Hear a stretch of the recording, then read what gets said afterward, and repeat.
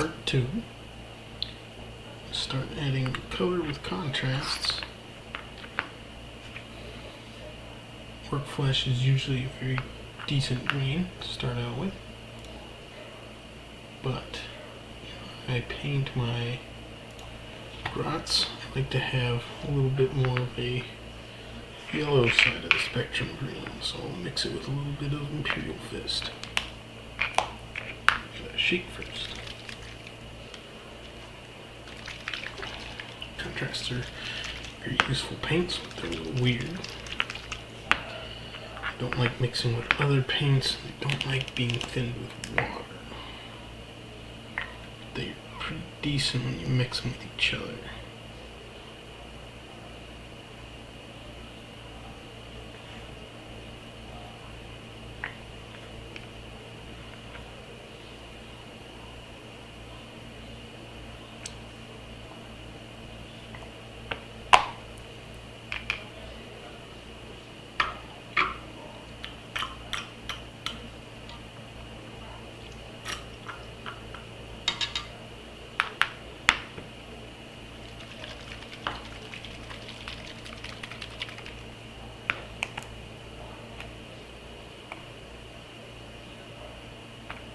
Normally with contrast paints you can paint directly out of the paint pot with them, so you don't really need to thin them with water.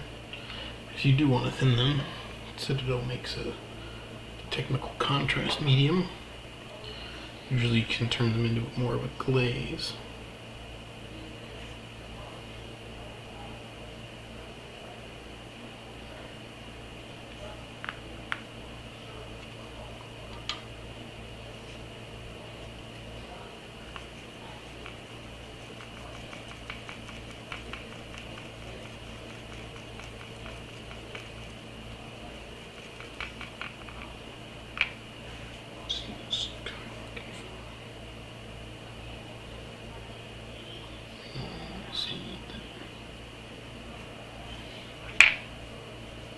Nice.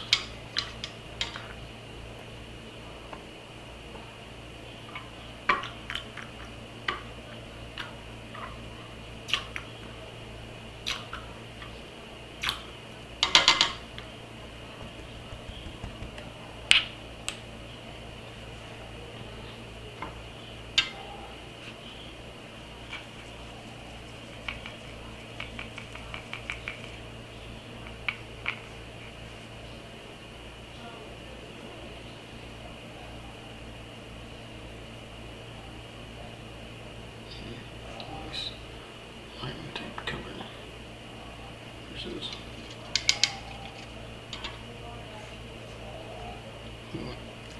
shape difference here.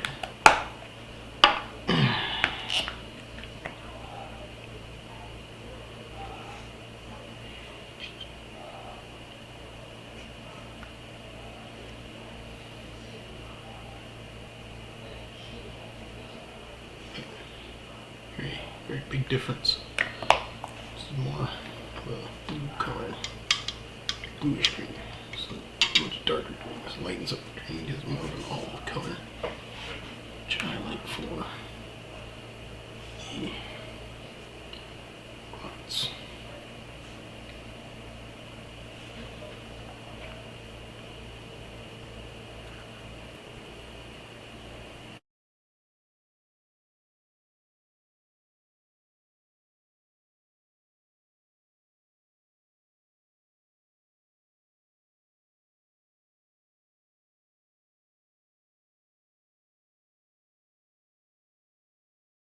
The contrast paint will find the recesses,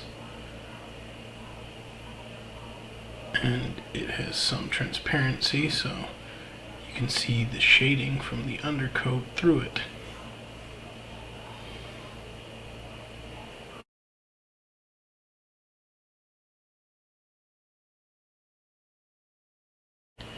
Grots in the game wise, tabletop grots aren't the best. They are better at orcs in shooting, so they actually are much better in ranged combat than orcs. Orcs like getting up close and personal. But but they're very weak and they have the worst leadership in the game.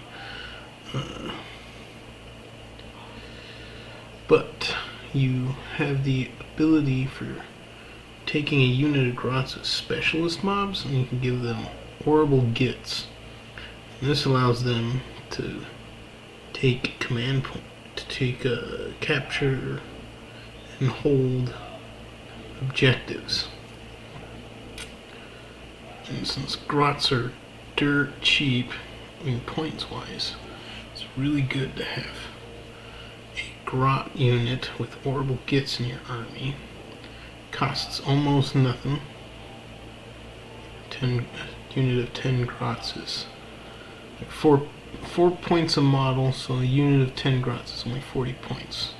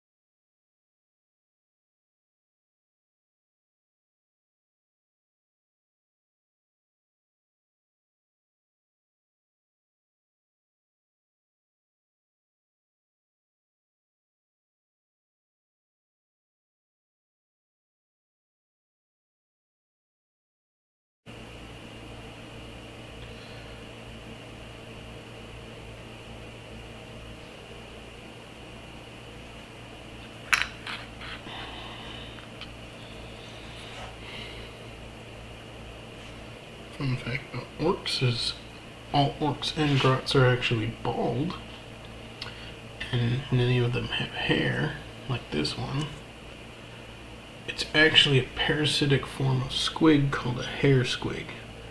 It bites down and just sucks a little bit of blood.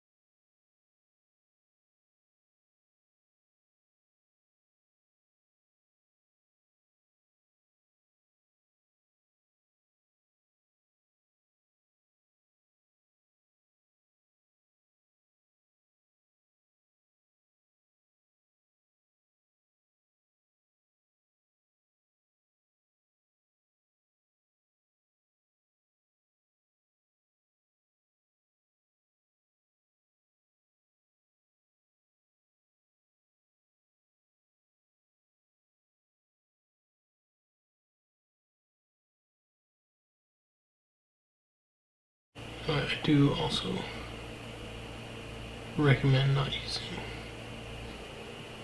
good brushes on your contrast paints, because do tend to make your brushes tacky and they don't seem to be too kind to your brush.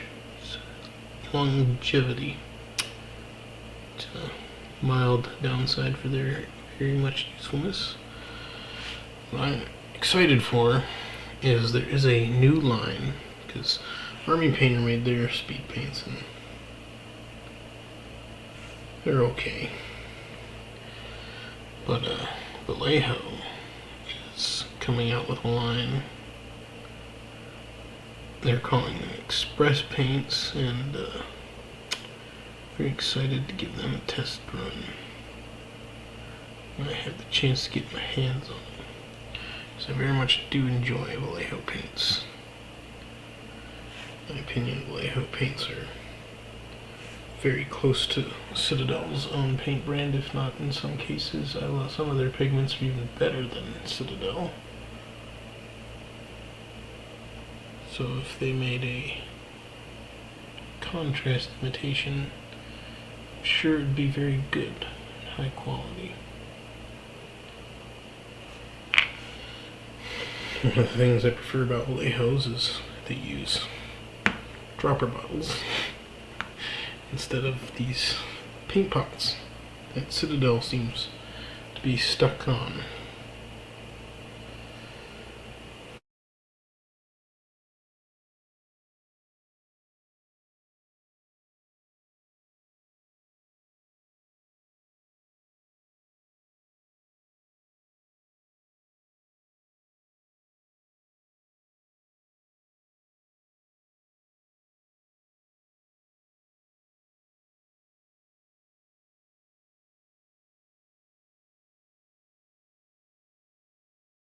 It's the one fun thing about painting, so you can have a lot of freedom for customization. Like I've seen people paint an orc army where they made all their orcs red instead of green.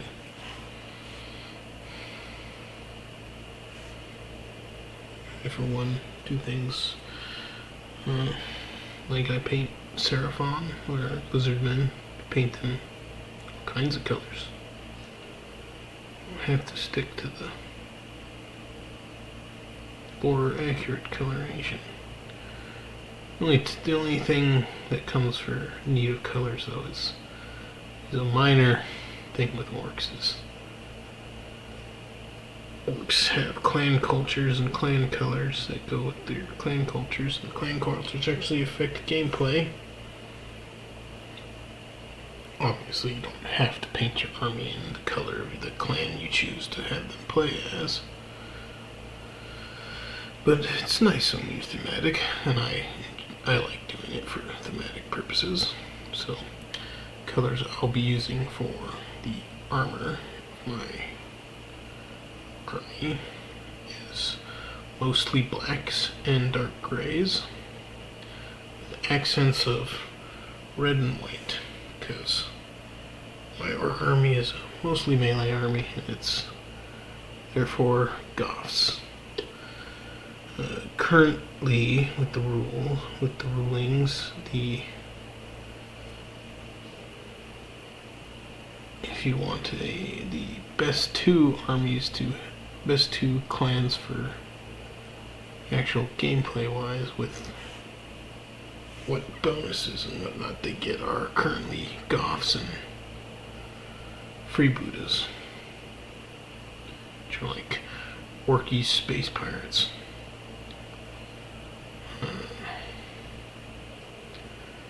Goths are more for your melee army, Freebooters more if you have a ranged army. The upgrade for Goths, for example, is that whenever an orc unit does melee attacks, if you roll a natural 6, it counts as 2 hits instead of 1.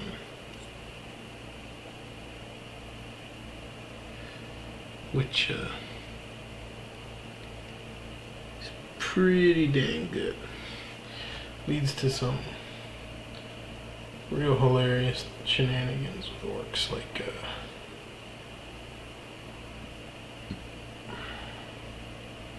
especially when you combine it with the wall, where you get an extra attack. Oh, yeah. So the wall, not too familiar with the speed wall, but I don't remember it off the top of my head, so to speak.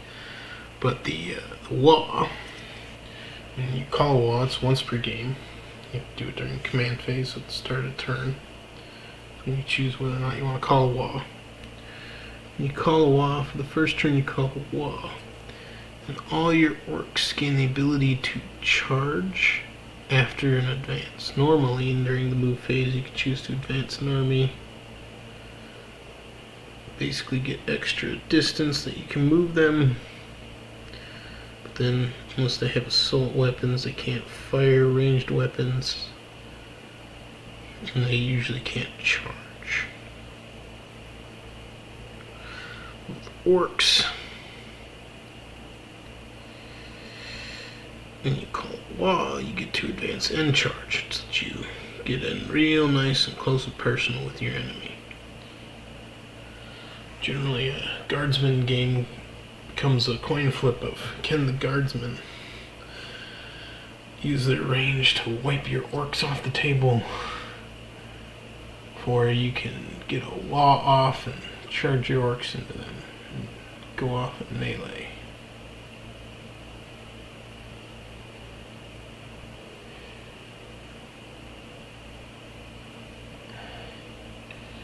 And most orc units have ability called Here We Go. What that does is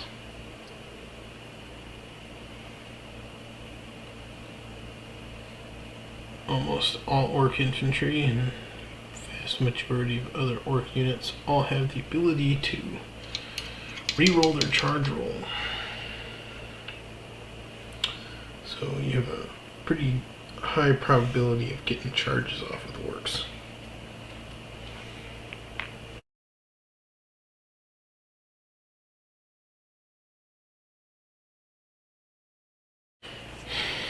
Pretty much your game plan around orcs when you're playing as orcs is you want to get a nice setup going so you can have an explosive wah turn, which will generally turn the tide in your favor. But like I said, which is again why you want to use Goths if you're a melee orc army, because that exploding sixes allows you to do some real shenanigans, like ending up with more hits than the dice you rolled for attacks.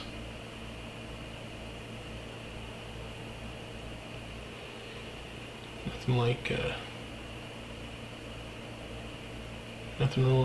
rolling for 20 attacks and landing 25 hits.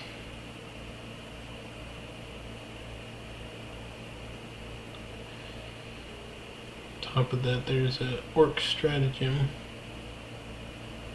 It is Forkoff clan only. That for 2 command points, you can pick a Goth unit, and during the fight phase, that Goth unit, instead of getting double attacks on 6s, gain double attacks on 5-ups. So 5s and 6s. And it's pretty dang worth the 2 command points to do it. It should just melt units. Had a one little 500-point game where I didn't win the game because guardsmen can do shenanigans like that, but had a log turn fight phase where I got a unit of boys charged into 3 units of guardsmen. When I piled in, I was able to touch 3 whole units of guardsmen. And so I split my attacks into all 3 units. And I basically wiped out all 3 units with 1 unit of orcs in melee, just by that stratagem, so it's pretty gnarly.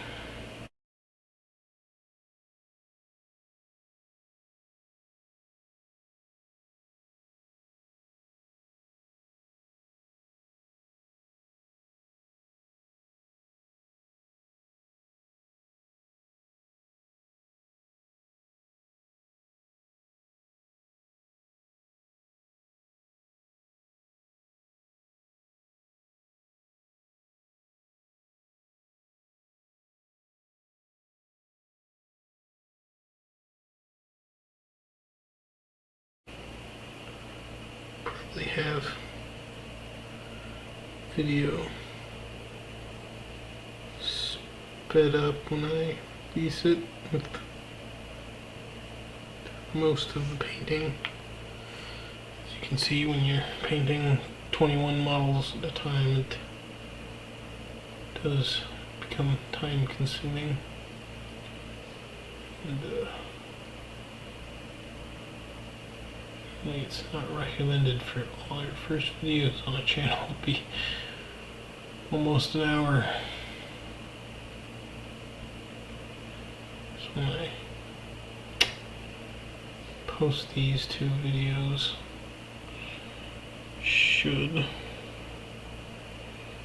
probably will have them sped up at points. If I can't get the audio to work, then they'll be sped up at the whole video.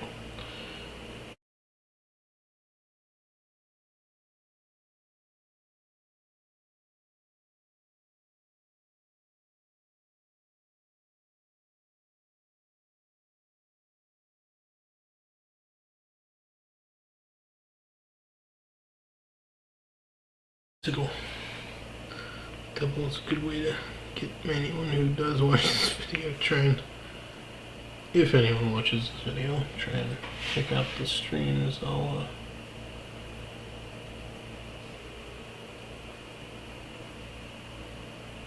think I'll stream me finishing these grots, putting in the clothing and armor and weapon detail. Which usually goes a little bit faster. Takes about the same amount of time on the count that you have to be a little bit more detailed and careful about where I'm painting. But not as much area to paint, so usually a bit faster.